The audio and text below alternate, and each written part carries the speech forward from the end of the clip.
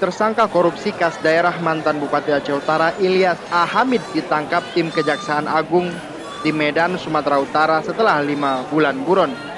Tersangka dibawa ke Banda Aceh oleh petugas Kejaksaan Tinggi Aceh melalui Bandara Sultan Iskandar Muda Belang Bintang Aceh Besar dengan pengawalan ketat.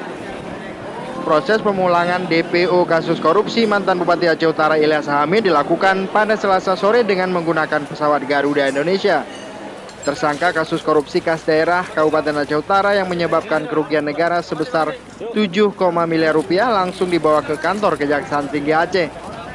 Setelah menjalani pemeriksaan, selanjutnya mantan Bupati Aceh Utara periode 2007-2012 ini ditahan di Lembaga Pemasyarakatan Lambaru Aceh Besar. Menurut Kepala Kejaksaan Tinggi Aceh Tarmizi, tersangka ditangkap di tempat persembunyiannya di Deli Serdang, Sumatera Utara pada Senin malam kemarin. Dari Banda Aceh, Rasa Putra melaporkan untuk Aceh Video.